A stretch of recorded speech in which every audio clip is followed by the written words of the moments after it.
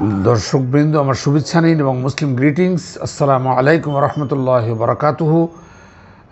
দেশে এবং বিদেশে যারাই এই ভিডিওটি দেখতেছেন তাদের সকলকে আন্তরিক ধন্যবাদ, শুভেচ্ছা দিয়ে আজকে আমি যে ভিডিওটি তৈরি করব, এটা আপনারা থাম্বনেল দেখলেই বুঝতে পারবেন যে আসলে এটা হলো আসলে জার্মানির তে লেখাপড়া। এবং এটা কেন, তো যে কথা আগে পরেও আপনাদেরকে আমি বলেছি, আসলে ভিডিওতে একটা সম্যক ধারণা দেওয়া ছাড়া সম্ভব না, কিন্তু অনেক কথা বলতে হয়।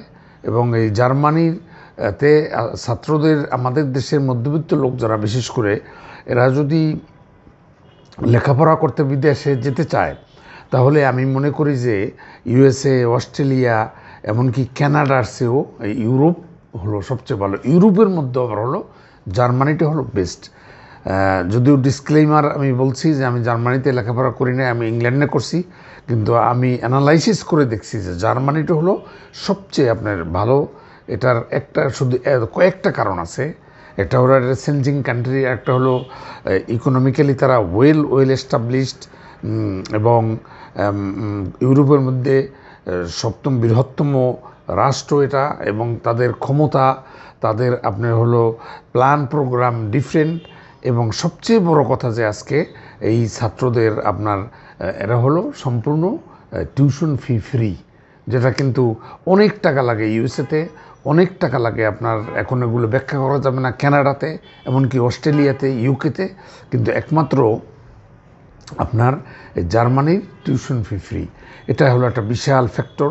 এবং আরও অনেক সুযোগ সুবিধা আছে, বিশেষ করে আপনার হলো যে যেটা হলো যে ওখানে আপনার ইজিলি লিগ্যাল হওয়া যায়, পিআর পাওয়া যায়।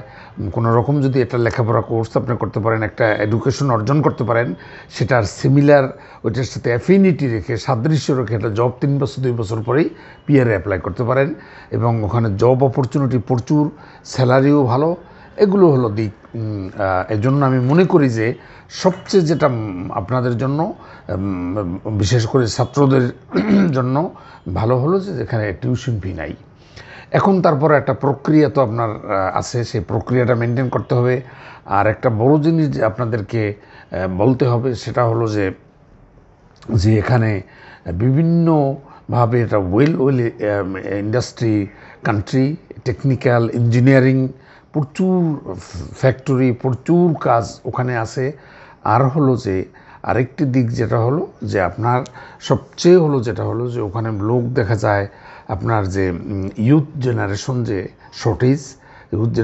শর্টেজের মেইন কারণটা হলো যে আপনার ওখানে লোকজন ওইভাবে আপনার সন্তানাদি নেয় না।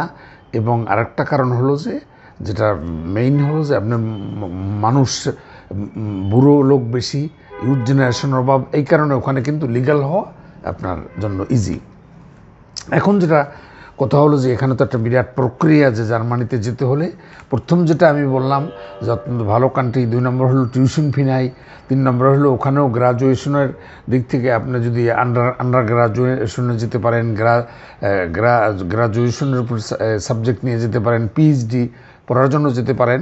এখন এখানে একটা প্রক্রিয়ার মাধ্যমে আপনার যেতে হবে। সেটা যদি আমি বলতে যাই, অন্যান্য ভিডিওতেও আমি বলেছি, যেটা হলো যে আপনি প্রথম পাসপোর্ট লাগবে, 2 কপি, ছবিগুলো সকলেই জানা আছে। এবং সকল সার্টিফিকেট আপনি যদি মনে করেন ব্যাচেলার পড়তে যান, তাহলে আপনার এসএসসি, এইচএসসি সার্টিফিকেট, মার্কশিট, এবং এটাকে ইংলিশ করে অ্যাটাস্টেড লাগতে পারে, করে আপনার সুন্দর করে জাগাতে হবে।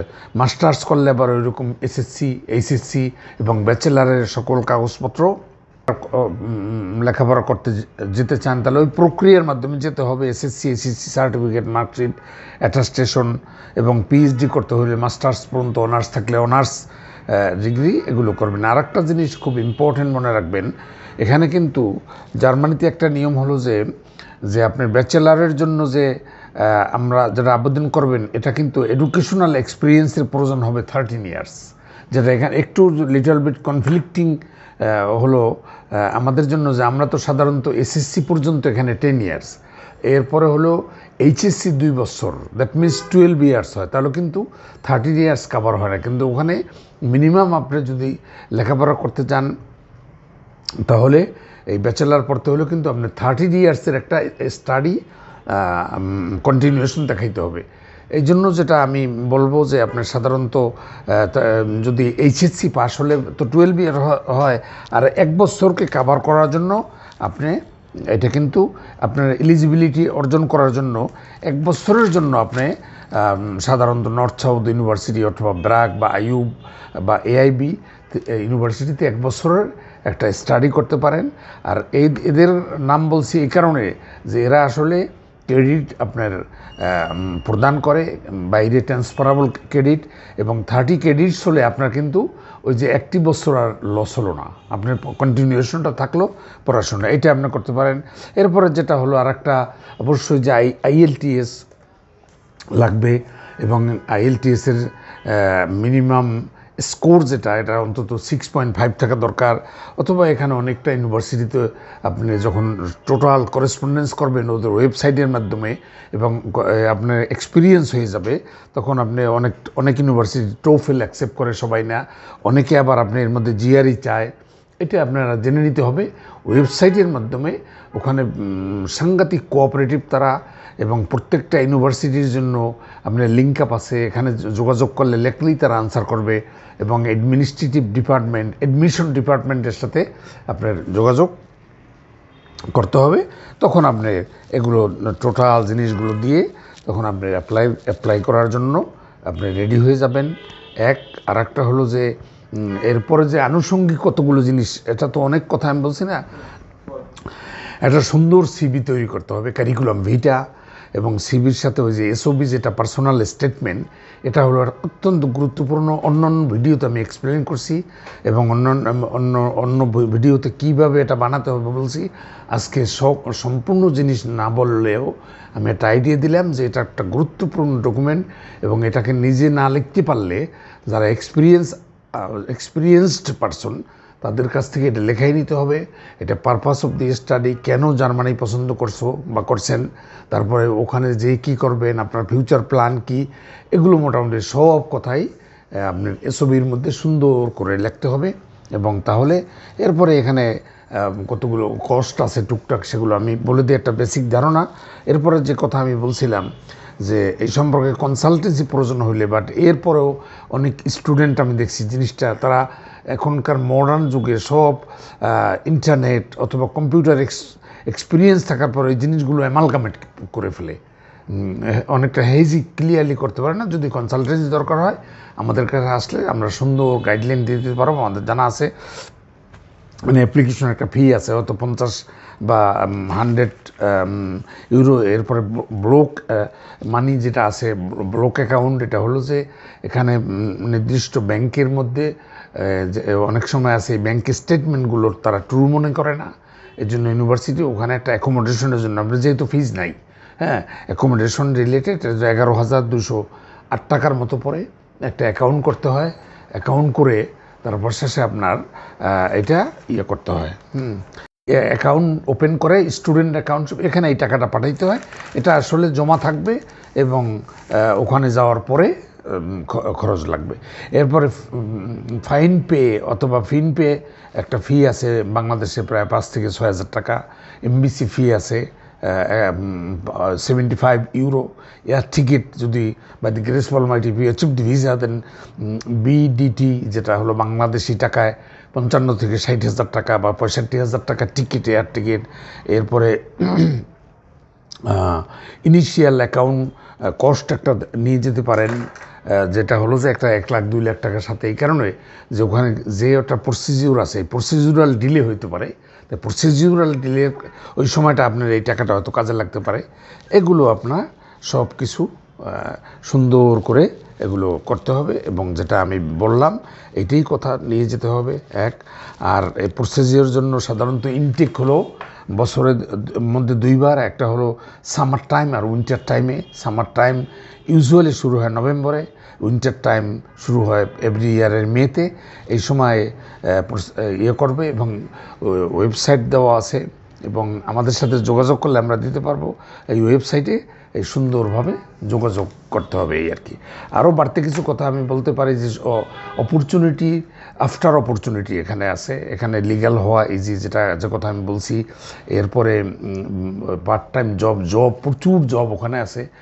20 আওয়ার্স পর্যন্ত পার্ট টাইম জব করা যায়, এই জব করতে পারবে স্টুডেন্ট টাইমে। এরপরেও যদি তোমরা চাও বা আপনারা চান, তাহলে আবার স্কলারশিপের জন্য অন টপ আপ ট্রাই করতে পারবেন। বেশ কিছু university on top of this, আপনি তো কী বলে, এই ফিজ না থাকলে সেমিস্টার ফি না থাকার পরে কিছু স্কলারশিপ দেয়, যেটা আপনার অন্য আনুষঙ্গিক খরচের জন্য এইটা ট্রাই করতে পারেন। আর হলো যে যেটা বলছি যে আফটার অ্যাচিভিং দি কোয়ালিফিকেশন, আফটার অবটেইনিং কোয়ালিফিকেশন, আপনার যদি ওই সিমিলার 2-3 ইয়ার্সের একটা জব পাওয়া গেলে তখন আপনার পিআরের জন্য অ্যাপ্লাই করা যায়। এটা 2-3 বছর পরেই। এরপরে as far as spouse is concern, spouse আসলে সাথে নিয়ে যাওয়া মুশকিল। আপনার যাওয়ার পরে ওখানে যদি একটা জব দেখানো যায়, অ্যাকোমোডেশন দেখানো যায়, তাহলে স্পাউজ নেওয়া যায়। এবং অ্যাকোমোডেশনের সাইজটা কি, এটা আসলে যে কথা আমি বলছি যে ভিডিওর মধ্যে সব কিছু বলা যাবে না। নিজেরা সব ঘেটে, ওয়েবসাইট, ইমেল ঘেটে ওদের সাথে করেসপন্ডেন্স করে যোগাযোগ করে জেনে নেবেন। আর যদি কনসালটেন্সি আমাদের দরকার হয়, আমাদের কাছে আসলে সব কিছু আমরা বিস্তারিত সুন্দরভাবে বলে দিতে পারবো। এইটাই আর কি। আজকের জন্য থাকলো অনেক যে অ্যাডভাইসটা আমি করলাম। আশা করি ছাত্ররা যারা এইগুলো স্যাটিসফাই করে, আমি মনে করি যে তোমাদের অবশ্যই চেষ্টা করা উচিত জার্মানির জন্য, কারণ টিউশন ফি ফ্রি আর অনেক অপরচুনিটি আমি যেটা বললাম। এই বলেই আমি আজকে শেষ করছি। Thank you very much. এবং if you need any assistance, don't hesitate to contact to us. And আপনাদের সকলকে ধন্যবাদ এবং সকলকে শুভেচ্ছা দিয়ে, যদি আমার ভিডিওটা ভালো লাগে এবং কোনো উপকৃত হয়ে থাকেন, তাহলে এটা সাবস্ক্রাইব করলে রিয়েলি খুশি হব আমি। পাশে রাখা বেল বাটনটি টিপে দিলে খুশি রাখবে। এবং অন্য কোনো কনসালটেন্সি, আর একটা লাস্ট কথা হলো যে আমি অন্যান্য ভিডিও দেখবেন যে আমরা এখানে বেশ কিছু কাজ করি। আমার সাথে ডক্টর কিংসলি আছে, অ্যাডভোকেট শামীম সাহেব আছে, আমরা কাজ করি। এবং নো ফির মতো কিছু ভিজিট ভিসার জন্য কাজ করি, যে ইউরোপের কোথাও যেতে চান, অস্ট্রেলিয়া যেতে চান, ইউএসএতে, এক্সকিউজ মি, আমরা আপনার এগুলো এখানে আসলে ভিজিট ভিসা আমরা কাজ করি। ভিসার পরে একটা পয়সা আমরা নেই। এটা আমি আগের স্পেশাল আলাদা ভিডিও করছি। আরেকটি কথাই, এই জার্মান রিলেটেড একটা লাস্ট কথাটা যেটা বললাম, এটা হলো যে আপনার এটা কিন্তু বেশ সময় লাগে, 8 মাস 10 মাস বছরখানেক লাগে, কিন্তু এখন এটা প্রসেসিংয়ে এমবেসি অনেক সময় নিয়ে নেয়। এই জন্য ওই সময়টাকে জেনে আপনারা অ্যাপ্লাই করবেন। আপনাদেরকে অসংখ্য ধন্যবাদ। Thank you very much.